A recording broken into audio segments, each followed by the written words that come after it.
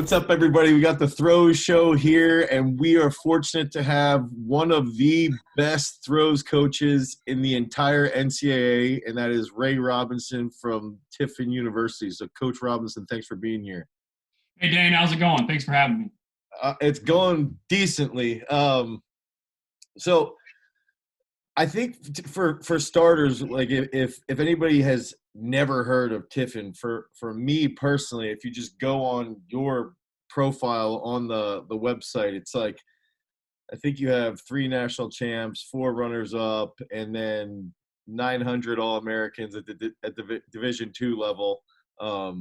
U.S. national championship qualifiers, so at the senior U.S. national championships basically every year since 2011. Including the 2012, 2016 trials. You have Coy, and I didn't actually realize that you had worked with Adrian Blewett as well. Yeah, that's a longer story. Okay. But the short version is Adrian was actually my coach my last 2 years in college. Okay. And she had trained with Gadina out in Phoenix for what at the time was the World Throw Center. She came back, decided to coach at Tiffin. And from that, she had retired from throwing. Just didn't, I don't think, feel like she could perform at the level that she had. She was one spot from making the Olympics for Sydney. And, one day I got her out in Towson, and we were just talking shop, and she was throwing, and she was throwing far. And she surprised herself, and she decided to throw at the Ashland Alumni Open just for shits and gigs. And at that meet, she threw a massive throw. I want to say like 1750, 1770, something like that, off of 3 weeks of not training, but practicing kind of. Yeah. And from that point, she was teary-eyed, and it was really emotional for me because I was the only one working with her, and I was still in college, and it was kind of surreal. And from that moment, she allowed me to coach her. Oh, cool. Yeah, which was surprising. I didn't, expect that sort of thing, but that was kind of me cutting my teeth in the coaching realm. Right. And then a couple months later, she threw at a summer meet and threw a PR lifetime in the discus off of just, maybe 10, 12 sessions of 189 feet or something like that. Yeah. What? I didn't realize that she threw that far in the disc, too. Yeah. But she was a billion-time All-American in college at Ashland and at all 3 throwing events, and an absolute monster, freak human, the nicest person and most bubbly person you will ever meet. And a fierce competitor. She's like I want to say 15-time World Highland Games champion or something like that. So very, very accomplished, and very, very humble and down to earth to allow me to go on those journeys with her and coach her at U.S. championships in Des Moines, and then the following year at Eugene for the Olympic trials. So I actually have been able to coach shot putters at the last 2 Olympic trials. She made the final there too, which was pretty cool. Yeah, that's really cool. I think that where I want to start is sort of for you as a coach. I guess I don't know. It's sort of a tough question where it's like you don't get the best recruits out of high school, and I think what is it that at Tiffin that makes it so different where you might get a shot putter who's a 50-foot shot putter, a 55-foot shot putter, and frequently they end up throwing 18 meters, and then you see these guys at the Division I level that are going and they're 60, 65 footers, and then they leave college throwing mid 17s, low 18s if they're lucky. And I guess for me, what is it about Tiffin? What is it about your coaching when you get people in that makes it so, it's so contagious? Like the success there is so powerful, and nobody. I even remember when Coy transferred there to Tiffin. I remember people being like, "Oh, Coy's just going to peter out," and he got better. He got way, way better. And I think that's where it's like, what the heck is it that you're doing? Like, what is it? One thing, or is it a whole bunch of things? Well, I would think it's a culmination of a bunch of different efforts. One, you're talking about the 50-footer, like Jay Firestein, threw 49 feet in high school, but he threw it in chucks out of the glide. And he was my first protege, really. My first year coaching, I had an All-American in the shot put, John Pemberton, who finished 4th that year behind like Derek Vickers and some real monsters. Yeah. and John, I was fortunate because I went from being an athlete and maybe slightly above average, but no more than that. And I came and I became the full-time throws coach, which could never happen now. But Tiffin wasn't what it is now. John 100% bought in. He's basically said, "You're all I got, so let's go." From that point, I was able to take the younger kids and develop them. And Jay threw 18 meters. His highest finish was a third at NCAA's behind Garrett Apier and Coy Blair. And Garrett's senior year outdoors was on fire, the best shot putter all divisions, the furthest mark that year, and a ton of meets over 2050, 2060. So from that, I was able to kind of build a culture and get a little better kid out of high school, while not ignoring the kid that I had made my money on, basically, and my bread and butter. And that's why, for the most part, I've never told someone they can't walk on at Tiffin. I don't think anyone's not good enough for here. If you're wanting to graduate from this university that I graduated from and be a functioning member of it, then let's do it. Everyone plays their part. So I hold everyone to the same accountability, whether it's a Jabari Bennett who threw 64 out of high school, or Nick Curtis who threw 65 plus out of high school, or an Eric Jackson who PR'd at 1876, I think, and he threw 56 in high school but averaged 54. So everyone's held the same accountability. Even the kids that you don't normally see on our posts and stuff like that, they're good citizens. They pick up trash if they walk by it on campus or on the street. They're nice to cafeteria workers. They're good with professors. They work very hard in the weight room. They help push the better kids on days where they're not feeling it. It's not unusual for someone I have that's an average athlete that is getting the most out of their ability, in my eyes, to get in the ass of a 19-meter shot putter. Yeah. Holding that weight that day. And that's just how we run it. It starts from the top down, and the athletes rely on each other. They hold each other accountable. We have a lot of fun at practice, but it really comes down to the culture of the athletes pushing each other and wanting the best of each other. There's no jealousy. You'll see Nick and Jabari celebrating each other's 19-meter throws more than they celebrate themselves. Right. And then when you have a freshman going 17, they're going nuts. It's like they threw it. So I think that's the difference. I think that, that should be recorded and put on the Tiffin website for a promotion, because it's like you can see it. Like, it comes through on social media, but then even when you see the group of guys, like when I see them at US Indoors, and it's that they're all super tight and they're all in it, to support each other together. And I think it's so interesting to me is that I have had, dude, I couldn't tell you how many people have messaged me about Jeff, or messaged me about, all these other throwers that you have messaged me about. And you're sitting there going, "Yo, see if they want to come to Tiffin. See if they want to come to Tiffin." And the question that I get from the other Division I coaches is, how tall is he? What's his wingspan? And it's like, it's putting such a focus on these like absolute numbers, like, oh, if he's not 6'2", I don't want to recruit him.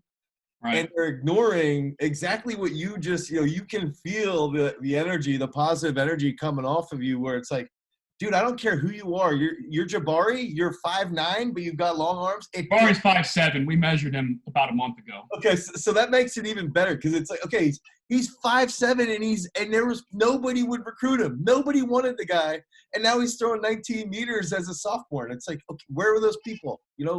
So that's the whole thing. Is it's you take for me to watch as a coach. It's incredible, because I can sit there and appreciate the work that goes into holding those guys accountable and holding everybody accountable and being positive. And it doesn't come down to, oh, well, you're 6'2", like you don't fit in, you're not tall enough for my program. Like, it's such a weird, a weird setup at the Division I level. And I think that it almost maybe being at the Division II level, you have a slightly less pressure to perform early, but then at the same time, like that was my old excuse for your success.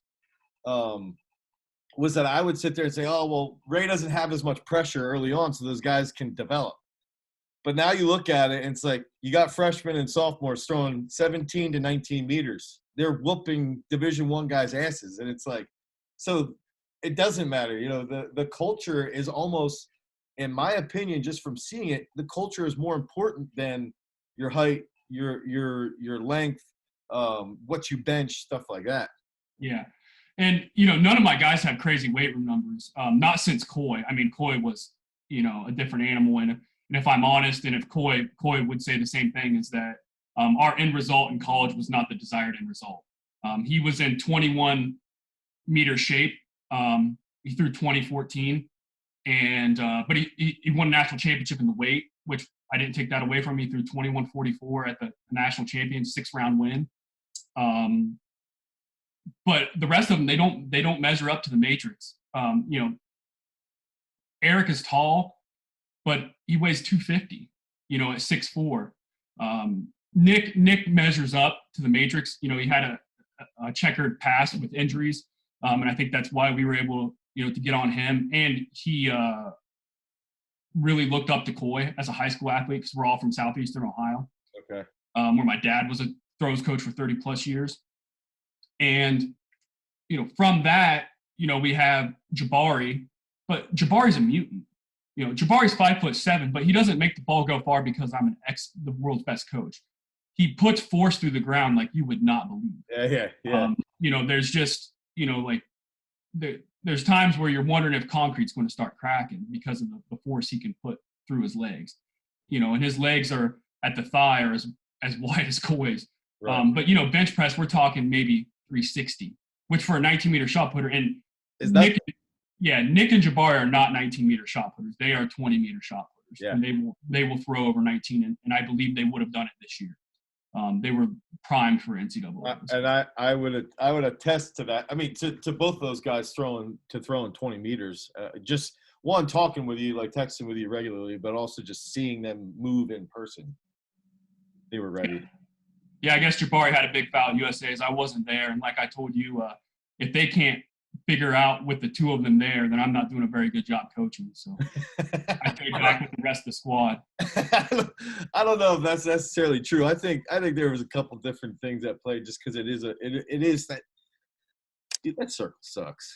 That circle's trash. It's complete trash, but it's still fun. It's fun for me to see. But so I think, getting past, and maybe it is, I mean, even when you were talking to me about Jeff, it was like, yo, we know he likes to get after training. We see the training videos. And I think that's something that, like, that Division I guys could take a note on, is that you're looking at the energy that these kids are putting out in the gym or in the circle after a big throw in high school.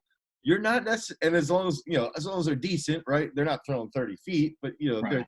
they're respectable as far as distance is concerned. A lot of Division I guys they're not looking at that, and then a kid might come to school and maybe they are a problem kid, or they're hard to break a habit, or they don't go to class, and it's like, is that it's almost like you've got to make a book on recruiting on how to get that to the next level. And I don't know, even if that's a question from me to you, is like, is that something that you're able to see when you're recruiting somebody? Typically, but kids change. I don't hold kids accountable as much for who they are at 18, 19 years old. Mm-hmm. At 18 years old, I had lost most of my opportunities because of decisions I made. And so that gives me some perspective. I didn't have a clean slate coming into college. And from that, I learned that people grow up, people mature. I don't hold kids' parents against them for the most part during the recruiting process. I think it scares a lot of people off, but sometimes when those young men and women are able to get out of the house, they can mature and grow up a lot on their own. And a lot of times parents are unfamiliar with the recruiting process, and they may think they're helping, when it's not necessarily the case. So I think it's important to know that people mature, people grow up. And if you get them into a system that has support from upperclassmen, and it comes from the top down, and you have these monsters staring at these kids like, why did you miss study table hours? Because if they miss study table hours, we run as a group. Now that sounds, middle school or high school, and I understand that, but I don't have time for divas. At the Division II level, I don't get divas. I get people that are ready to work hard. Right. Because if they were a diva, they would take that scholarship offer at Division I school for the sake of doing it, or something along those lines. So I don't get kids that are too big for the program, and because that sorts itself out. When you're trying to win national championships as a team, which we're very good in a lot of event groups, then you have to recruit kids that are Division I athletes, and get them to perform like Division I athletes, because you're talking about scoring points at the D2 national meet, which is very, very competitive. It's much better than people realize. And a lot of years, the best throw at a championship meet is coming from the Division II ranks, whether it's in the weight throw or last year the shot put, Eldred Henry, throwing over 70 feet. That was the furthest throw in a championship NCAA meet that year. Mm-hmm. Yeah, and I don't want to discount the fact that, you're the associate head coach as well, and even at U.S. Indoors, I think you guys had a couple hurdlers. Maybe there was a long jumper in there. Yeah, we had a sprinter, a hurdler, a long jumper, 3 throwers, a high jumper that made it but had a little bit of an injury. So it's a very, very good track program. And Jonte Baker, our top sprinter, made the final in the men's 60, which was probably the hottest event at the U.S. Championships. Right, and I think that just shows you what culture does. Because even now I'm thinking about it, I'm going like, dude, there's Division I schools that have every single thing at their fingertips, everything that you could ever imagine. They've got the facility, they've got their counselors, they've got study hall, they got tutors, they've got everything, and they still can't develop that culture because they're so hung up on these little intricate details and rubbing everybody's back, instead of letting almost and I think up front, I'm sure with what you did up front, it might have taken you 3 to 5 years to build the culture. Yes. But then once it was established, now it's like, it makes your life as a coach so much easier, because now your guys are holding people accountable and you're just sort of taking notes. Like, you can sit back and coach more. Yeah. And there will be times where I'll look at an upperclassman and I'll say, wait, why did you let that slide? Right. You're right, coach. It's never an excuse. It's never, whatever. And then it gets addressed. We don't have the bells and whistles here. We are a small private Division II school that is not fully funded, that is not state funded. And I think it's important for our success, because it leads to, everyone talks about building a workman's mentality when it comes to throwing. But when you don't have all these fancy machines, gimmicks, strength staff, support staff, things of those nature, then you're getting your hands dirty as a coach. You're working 70, 80 hours a week. Kids see that. They know that your car does not leave the facility. Yeah. And so they are going to put in what you put in. And if you have kids that respect you and respect each other and want the best out of each other, that's the only way to get it done. That's the only way to get it done. Yeah, I think that I agree with you 100%. I guess my next question, Ray, before we go into, I want to go into like some of the practical training stuff and what you do in the weight room, what you do throwing wise, technique and all that stuff. But before we do that, I want to know, would you ever leave Tiffin if somebody comes knocking on your door from a big time school? Well, it's happened. So I've been at Tiffin 10 years. I've had several suitors, but typically it's a mid-major type program where track takes a back seat. And at Tiffin University, track and field doesn't take a back seat.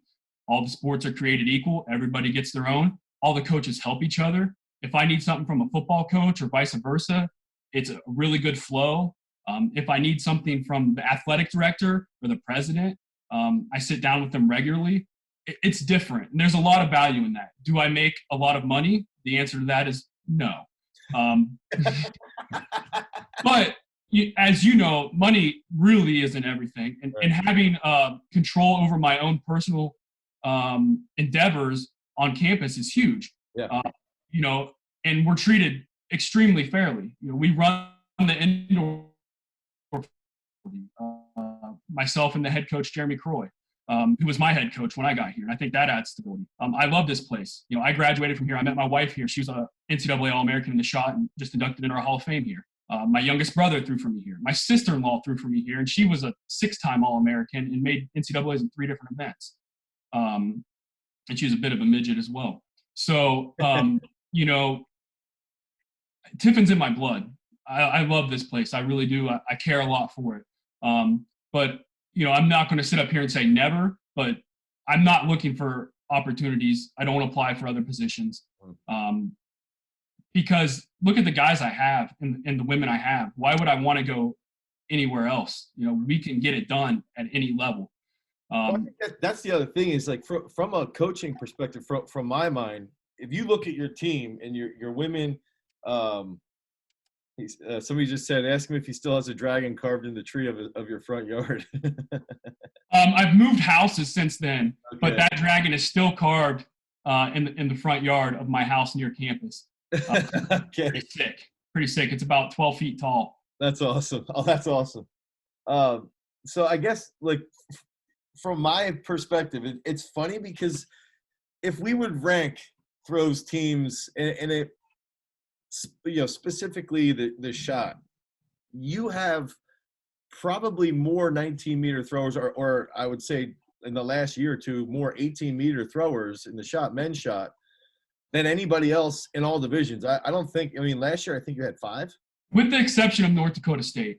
Oh, okay, yeah. No, that's true. Yeah, and I think that's and that's another for me. I don't know the program well at North Dakota State, but it's another situation that it seems like it's culture. It's a good coach, a great coach. It's a guy who gets the most out of their athletes, and I think that's where caring, being there a lot, goes a long way with kids, and they see your buy-in, and then it's reciprocated because they see what you're putting into it.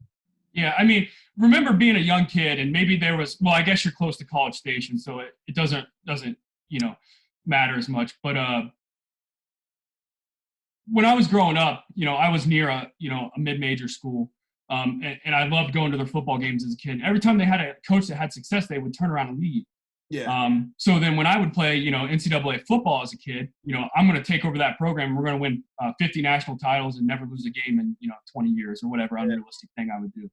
And I understand why people leave because it changes, their family situation a lot of times.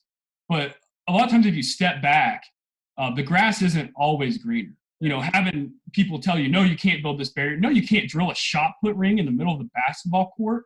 The Heminger, are you crazy? No, we're not doing wood chips out to 250 meters in your long throws area. What are you talking about? Whereas, here I'm given a lot of reign, and my administrators here have given me the clout that I need to move mountains and to give kids as much as I can. But we don't have, a lot of the fancy stuff. We don't have gear packs, things like that. At the same level as, like a Power 5 or anything like that. And that's okay. Right. Because I tell kids, if you're going to college for a T-shirt, and some shoes. Yeah. You're not going to fit the culture. The culture is you want to be a champion, you come here because this is where champions are made. You want and I think that is the hardest part though with throwers in general. Like going to Penn State, dude, and like getting those shoes and getting all the packs, I felt like a superstar. And it's hard to get past that. It's hard to get, right. And for me, personally, I was going to go to Kent or to Penn State. And looking back, like I really should have went to Kent if I truly, truly, truly wanted to be a better thrower. That's where I would have chosen at the time. Yeah, Banger's the dude. He's yeah, a man. Right. So I think, it's tough. I think it's tough, especially going back to what we talked about earlier, where you got 18, 19-year-old kids. They make bad decisions because of what they're valuing at the time. They don't see what their friends think, what their support system thinks, what their coach thinks. I've had X number of athletes go Division I or, this, that, and the other. And, I got that kid that I have now, Isaiah Allen, had a ton of D1 offers on the table, especially from mid-majors, and we were his worst offer. And he had, I think, 4 other kids from his school go Power 5. And on signing day, they were giving him crap, like, you're the only one, you broke the streak. He's like, trust me, you'll see. Yeah. And then, he did. He's doing what he's doing. And, now his buddies hit him up. They're like, man, what are you guys doing up there? This, that, and the other. It's like tossing, yeah. throw rock far. Yeah. So I guess that leads into the next question is how many days a week are you guys, if you have like Jabbar, let's just say just a shot putter, how many days a week are you throwing shot? It depends. And that's the best way I know how to describe it. For Jabari, his freshman year, he would throw a shot 4 to 5 days a week, 5 days if he had a competition. That's a lot. Where I have women that will throw 5 to 6 days a week, depending on the case. Jabari got better at throwing, was putting more force through the ground. So this year we had to do 3 days a week. Then he has 2 supplement days where he goes in with our athletic trainer. I've always had a great relationship with our athletic training staff. I think it's important. There's no need to fight with athletic trainers. I don't understand it. They are smarter than we are in their fields. So they go in, they do corrective stuff, hand work, elbow work, thoracic work, hip flexor work, lower abdominal work, abductor work, whatever. They do a long warm-up with them, 30 minutes, right? Then they come out and they do drill work in the circle for another 30 minutes. And that's their practice on their off days. And then we may go to the weight room or something like that. So actually throwing the ball, Jabari is doing 3 days a week right now as a single event person. Right. But that comes through like the amount of force he's able to produce in the weight room and the amount of force he's able to produce in the circle. If he did much more than that, I think we get at best case diminishing returns and at worst case injuries. Hurt. Yeah. I mean, he's dumb wired. Like you can just especially when he goes from his stand to his full, you're like, wait, what just happened here? I've never had a big stand thrower except for Coy. I mean, but when I say big, I'm talking 50, 60. Yeah. As a 66, 67-foot shot putter, which still is, about what most of my guys are. Let's say you have a shot disc guy. How would you set up that week, or shot disc woman? Shot disc, we can do split sessions depending on their class schedule. So that'll affect into a little bit. If they have a gap in the morning, maybe they'll come and throw a disc 2 days a week indoors, into a net, in between classes, because I'm always in and out of the office. And I have a graduate assistant who throws as well. This year is Tarico Grace, who was a multiple-time All-American for me. He was at U.S. Indoors? Yeah. Rico's a cool story. 140-foot discus thrower in high school, threw 21 meters in the weight at 190 pounds. Yeah, that's crazy. Yeah, he's very good. And, he also threw the discus, mid-170s. Yeah. So in college. So, he would come in and work with them maybe in the morning.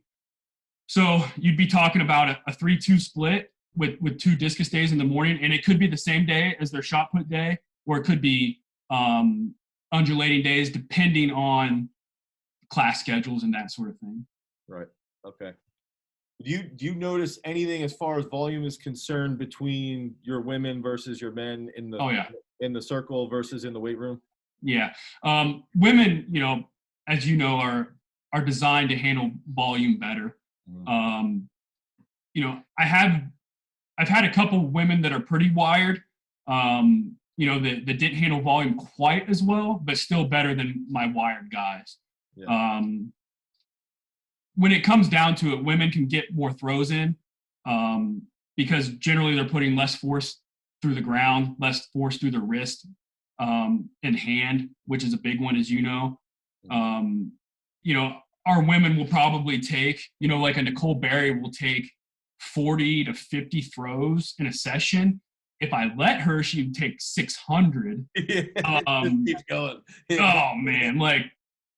Yeah, it's like every time I'm like, okay, that's enough, Cole. It's like I shot her dog in front of her, and then it's, probably 10 more throws after that. So I got to adjust accordingly. Whereas the guys, basically I let a session go. I don't prescribe a set number of throws. I may prescribe a set number of partial throws, wall throws, back engaging throws, drill throws, things like that. And then once we get to fools, if it's mid-season or early season, then we kind of just throw. And then when it tapers off just a little bit, it's just like, okay, that's enough for today.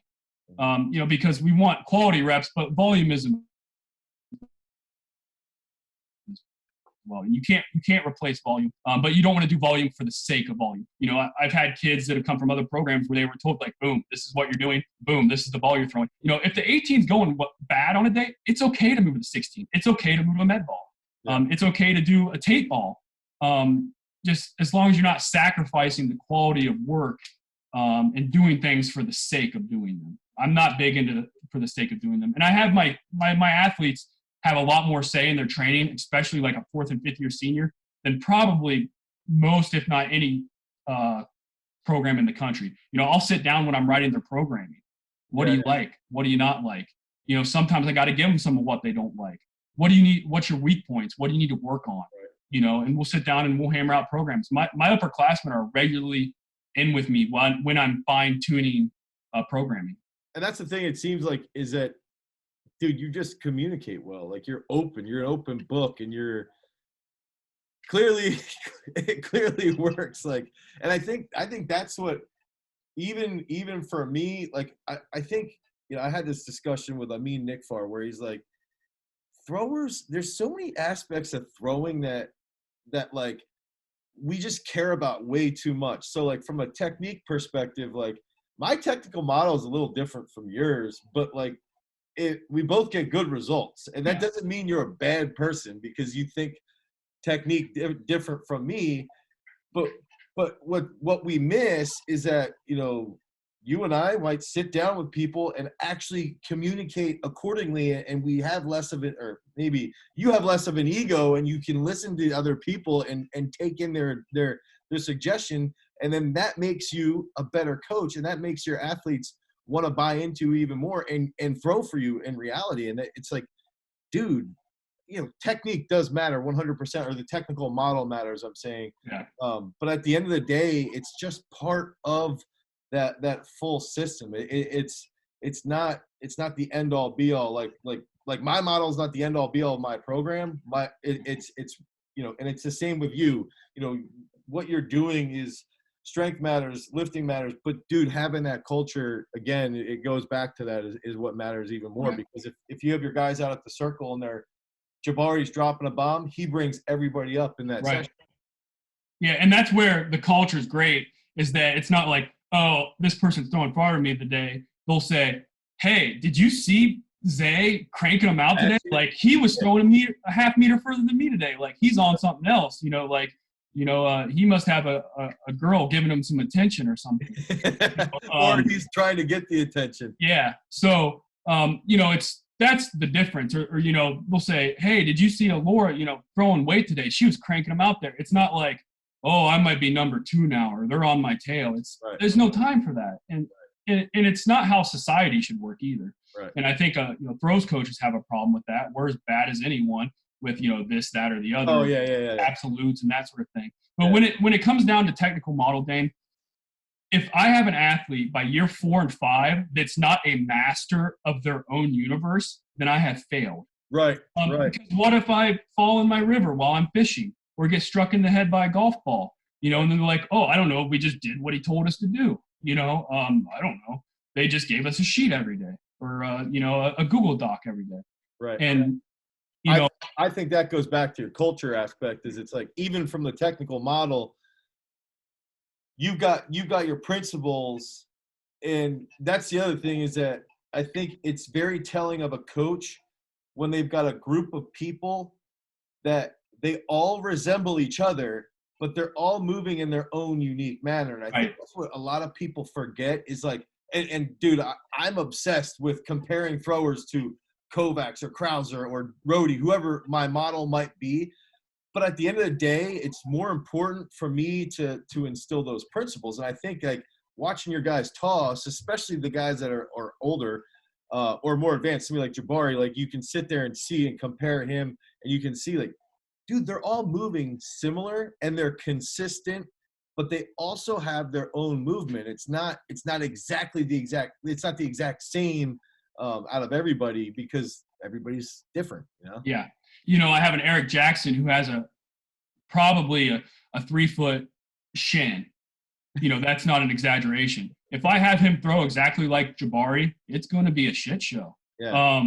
You know, but they can both do different things that the others can't do. You know, Jabari will never have that wingspan and that length.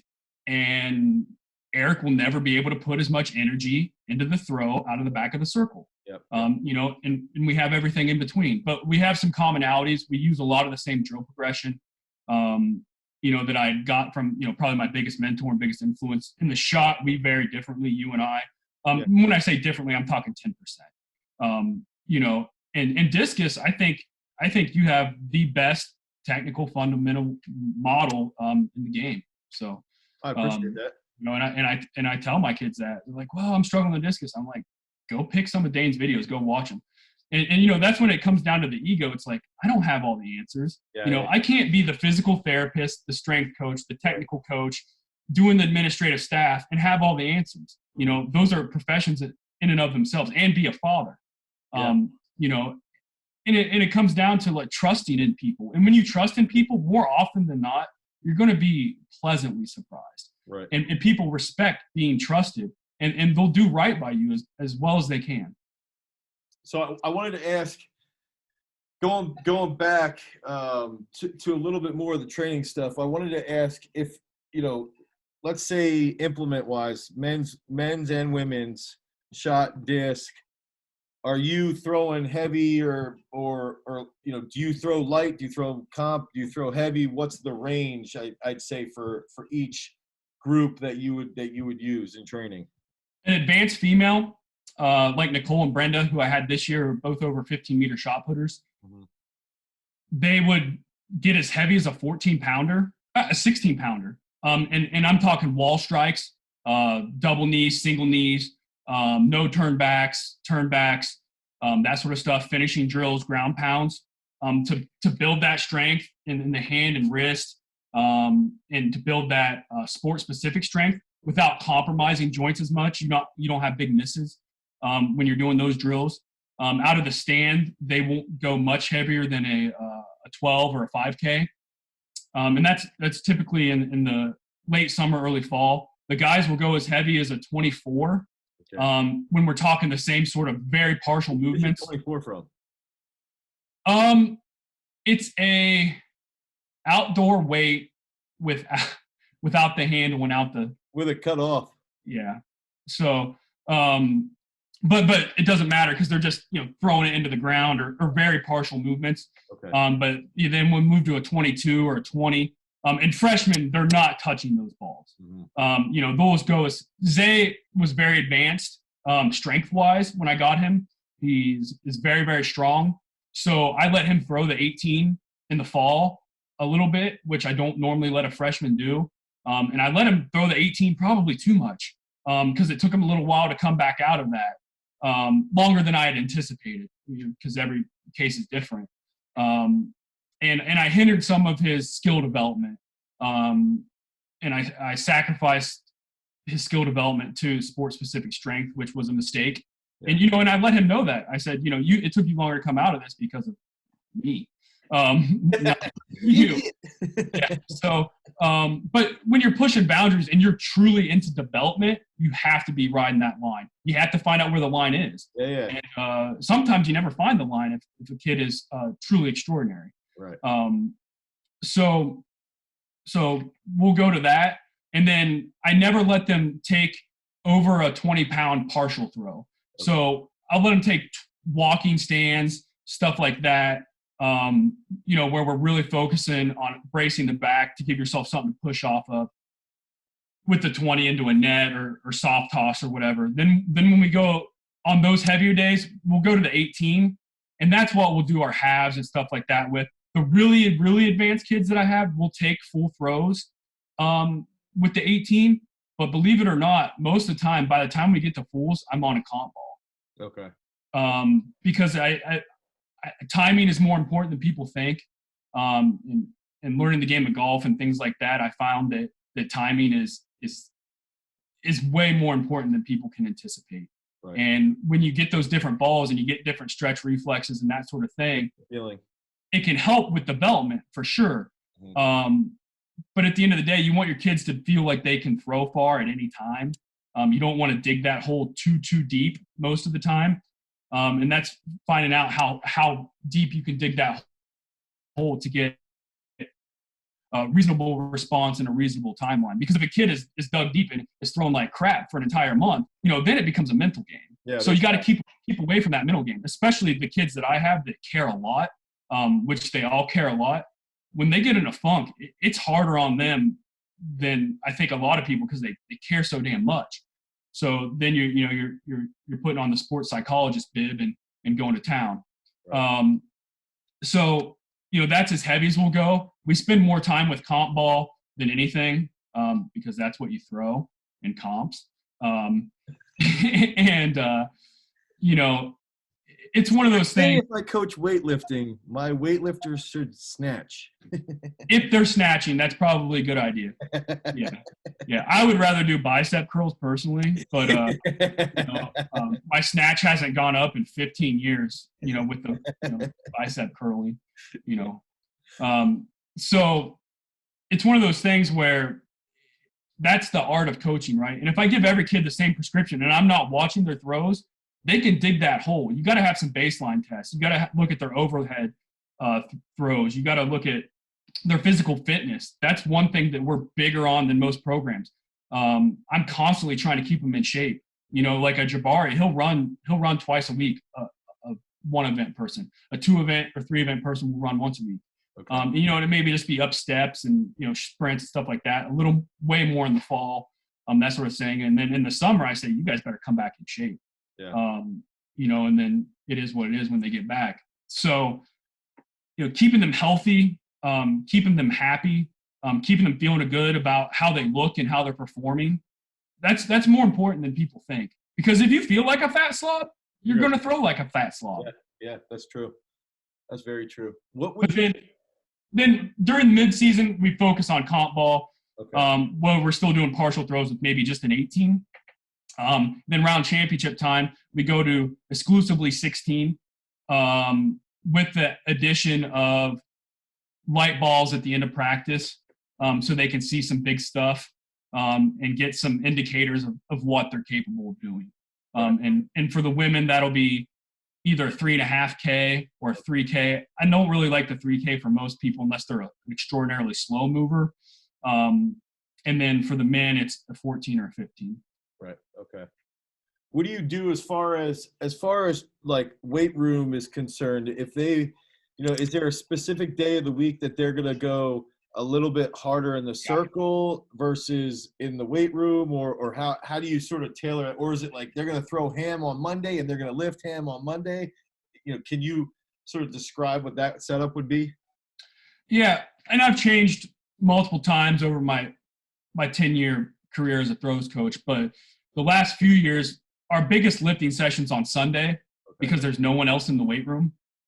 So it's nice.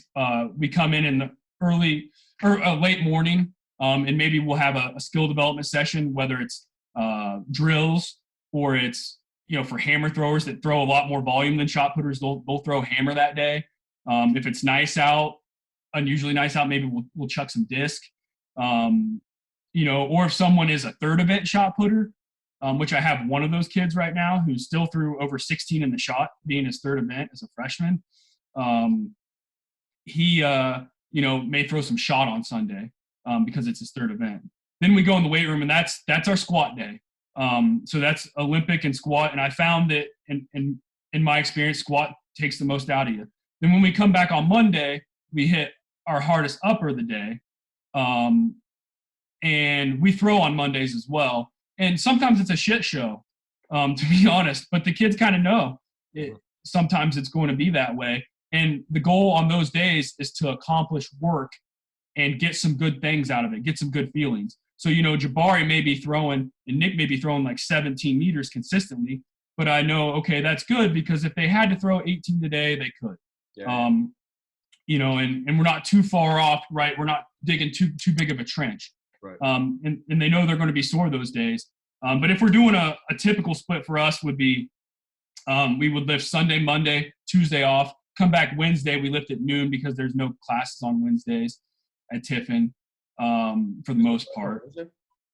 Yeah, not really. There's some freshman classes and some labs and stuff like that. But why is that? I don't know. It's been like that since I was in college. Okay. But I'll take it. The noon lifting. they'll lift at noon those days. It's more dynamic effort. If it's early season to mid season, we're pulling on those days, like that, some sort of variation of a deadlift or usually or something like that. And then on Thursday we'll come back and hit another upper session. Friday they'll have off the weight room. Saturday they'll have off the weight room, and we'll start again. So, but I switch cycles. I'm not diehard into one training program. And every once in a while I try to get creative. We'll do 5-day cycles sometimes, where we're lifting 3 of 5. It depends what the goal is we're trying to accomplish, and that sort of thing. But we typically don't lift any more than 4 days a week. Right. Okay. That makes sense. So I think that's, it also, that just the way you described it, it also goes back to the dynamic aspect of your whole program in general. It's like, I think so many coaches get so stuck in this, like, nope, it's gotta be this, this, and this. And it's like, no, like, it's okay to experiment a little bit. It's okay to add a day or take a day away. And it's okay to have kids throw on a Monday when they're beat to hell, because they've got to deal with that mentally and know, like, hey, this is a technique day or whatever. And that's going to help them make progress from a mental aspect. Yeah. And one of the things that I also do, which I'm not sure how frequent this is we move to 3 days a week for people that's goals to throw as far as they can at conference, and maybe make the national meet or do as well as they can at conference.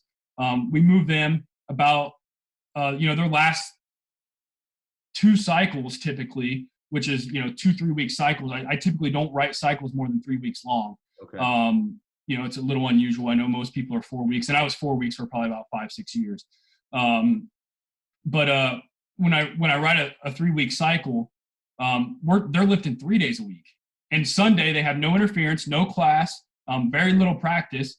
Come back Monday, Tuesday off, and then Wednesday they're done lifting at 1:30 in the afternoon, 2 in the afternoon. So they have 2 full days basically until Saturday till they can. Correct. Yeah, because at the end of the day, like, I don't want built-in excuses for my athletes, and I don't want my athletes to have built-in excuses. They have to feel like they can PR every meet. And we know that that's not realistic, and we know when they're really tuned in. But kids can surprise you. If I'm always saying, "Oh, we're throwing heavy this week. Oh, it's first week of a cycle. Oh, this, that, and the other." Yeah. Jabari always throws far on a first week of a cycle. Yeah. Like, you just never know. Right. And then I have kids that, like, by their 5th year they know. 4th year they know. Yeah. And you don't need to say anything then. You don't need to give them excuses and that sort of thing. What my kids will tell you is, after we perform, we deal with the results after they're done, and that can go a lot of different ways. But it's never a disappointment or mad or angry or embarrassed or things like that. I save that for if they miss class or study tables or have bad grades. Or they're caught drinking or something. Yeah, we got a pretty good culture with that too. It can always be better at the college level, but when we start to get towards December, that first meet, I'm like, all right, you had fun all fall, let's cut it off. And then Christmas break, I'm like, okay. So then I send them some statistics on alcohol in the system and how it affects training. And protein, that new study just came out, and it was like the 10th one on how alcohol impairs muscle protein synthesis. Like, yeah, dude, I've read all these, and it still doesn't help with most people.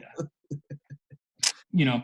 But you're good kids. It helps, and I'm fortunate. That a lot of my kids they have fun with each other. They can go watch a Netflix special or play Fortnite or do whatever, and they don't have to party to have a good time.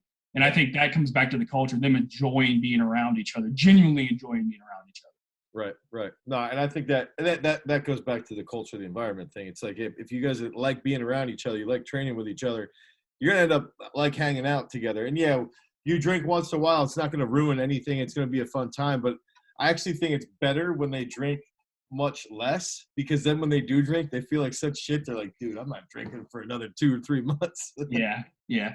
I don't try to be their parent, but I ask them out of respect for their performance. and their other teammates to stay away from it during the season. But it is college, and you are dealing with young people. Yeah, that's a big plus. So I guess for me, like, does any of this stuff change or has you did a review of our ultimate throws assessment, and one of the things you had said is like you're not a huge fan of those absolute numbers, and I think where I personally, I think this is from my weightlifting background, is that I love looking at a chart on the wall and being like, okay, so if Haley's back squat is this, her clean should be here, her snatch should be here, her front squat should be here. And then I know I'm not like it with all the time, but one of the things that I liked was that you were like, dude, I don't think that those numbers, like, yeah, they're a good guideline maybe for a kid in high school to look at, but at the end of the day, it doesn't mean shit because and it doesn't mean shit because you can have somebody who is not that strong. Maybe you talk about Jabari, a 19-meter shot putter who's only benching 365, and it's like my first reaction was like, oh my gosh, what if he benched 465? He'd throw 22. And it's like, well, no, it probably wouldn't transfer that way, Yeah, I mean, Coy benched 545 for a double. Yeah, that's just so he should have thrown about 26 meters, right? Yeah.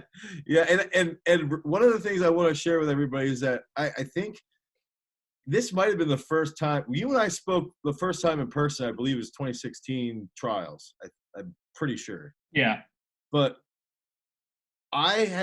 because of me being in Olympic weightlifting, I had the CEO of USA Weightlifting messaging me videos that you were posting and that Coy would post legitimately once a week. Dane, can you get this guy? Dane, can you get this guy to come lift? And I'd be like, dude, I knew when his bench press was like, he's not going to be able to rack a freaking clean. No, he did front squat 600 pounds below parallel. I think that was the one too where Phil was like, Miller, can you do something about this guy? And I'm like, I think I remember messaging you like, I just need you to know, like, I'm talking to Coy, but it's not over anything other than just Phil Andrews is begging me to bring this guy in as a super heavyweight.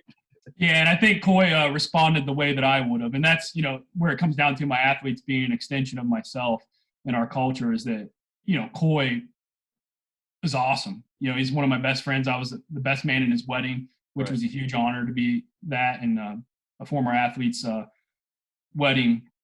But it's one of those things where it's like, Coy, if you want to do that, you can do that. He's like, I don't want to do that, and he's like, but his overhead movements weren't the best.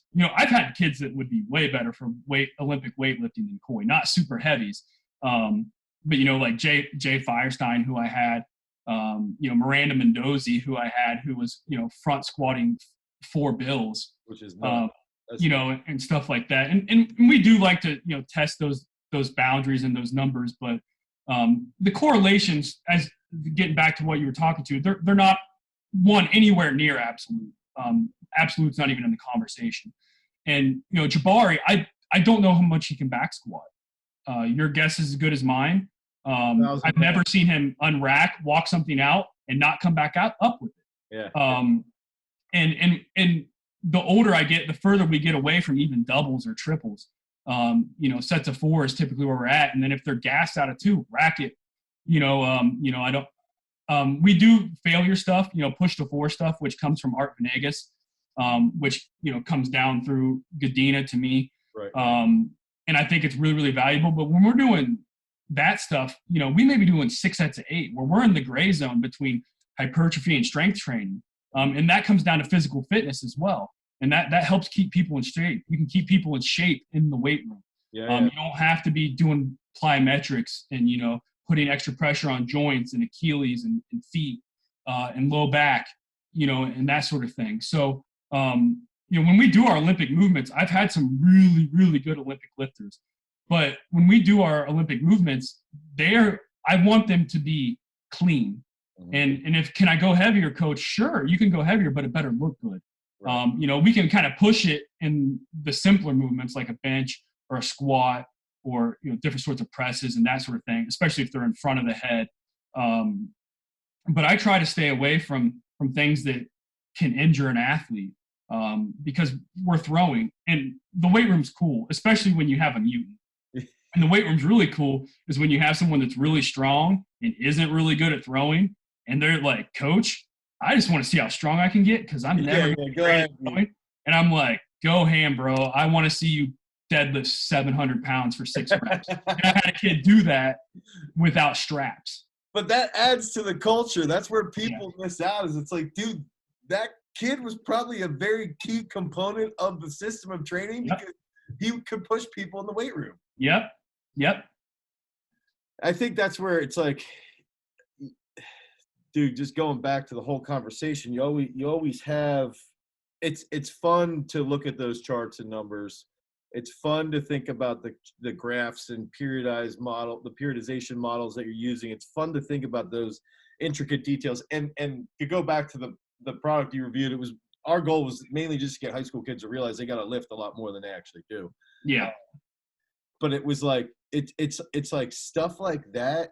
It's fun in theory world to get into talks about it. But when it comes down to when everybody say, "Hey, Dane, I want to come talk shop," it's like, you going to come talk or you want to watch what the system does? Because when you see the group, here at Garage Strength when we're training, and I'm guaranteeing it's the exact same thing, is that there are some days that you can't follow an absolute rule of a periodization model or of a lift or whatever, because it's like it doesn't fit into the scheme of what everybody is doing to contribute to this giant, massive development of awesome results that you're putting out. Yeah, we don't do percentages. What we'll typically do is I'll put a designation, and at the beginning of the year they get what those designations mean. It may say light/medium, medium/heavy. It may say balls to the wall, whatever, red line or super light. The only time I put percentages on is when I really, really don't want them to go heavy. Right. And I'm saying, I'll put 40 plus or under 40% as like a marker for like a bar speed. And, when I go over there and if Johnny's got 2.25 on, he's like, "Man, it feels snappy." I said, "Well, Johnny, since when can you bench 475? I don't run into many issues with that. The upperclassmen, they're quick to get on the underclassmen. It's like, "Dude, I'm like 200 pounds stronger than you, right?" "Yeah." "Well, why are you doing more weight than me right now?" Yeah. So. All right. I think it's just hysterical. And it just comes back to, I think everything comes back to it. At Tiffin, it's like, dude, you guys have results. Yes, your model of your technique is solid. It's consistent. It's your weight room stuff is important, and everything else comes in. But it's just the culture of go to class, hold yourself accountable, train like an animal, support the group as a whole, and we'll continue to get better as a whole. And if you do that as an athlete at Tiffin, you're going to be better than 95 to 98% of Division I guys that are out there. Yeah, and I think that's important. And another thing that helps with that is, the type of Division IIs, the schools that we're frequently in contact with, Findlay and Ashland and Grand Valley. Yeah. And then at the national level of Central Missouri, which that coach just pumps out clean-looking throwers like you would not believe. Missouri Southern, Concordia previously, they're closing now, unfortunately, things like that. There's a ton others. I probably just gave someone some fuel by missing them. Yeah. But yeah. So, but the goal is to perform to the best of your personal capabilities and try to win team titles. And that's where we are different, is that there's no more than 10, maybe 20 Division I schools that are even trying to win national championships. Right. They may be trying to get all conference or win their conference, how good or bad it may be, or have a couple good athletes. So you're talking hired guns that are resume builders, because our head coach, Jeremy Croy, he brings up a good point. No track coach has a bad looking resume. You can doll and doctor and twist and manipulate that thing to make it look like, so many school records, so many top 10 performances, so many, whatever. But what it comes down to is like, are you producing? Are your kids happy? when they graduate, do they say good things about Tiffin University? Right. Do they enjoy their time there? Do they appreciate you guiding them on their journey? Because it is their journey. This is not my journey. If I was here to better myself, I wouldn't be in coaching in track and field, right? I have degrees and, that sort of thing. And I had no plans of going into coaching. So it's one of those things where if you get the kids that care for each other and look out for each other, it's going to look all right. And if you really care and they know you care, and you put your money where your mouth is, if you need a certain piece of equipment to do certain things and, you're doing that yourself, they understand that stuff. And thankfully I've had, like I said, great support staff. My head coach, Jeremy Croy, mentored me all the way up through, took a huge chance on me. Nobody hires a kid as soon as they graduate, unless they're, a freak, which I was nowhere near that. But I've had some really good mentors. John Godina's my biggest mentor, biggest influence, Adrian Blewett. And then just being in the same conference and stuff for a long time as, Judd Logan. It's like, you better figure out how to get better or you're going to get your shit kicked in. and I don't like to lose, when it comes down to it.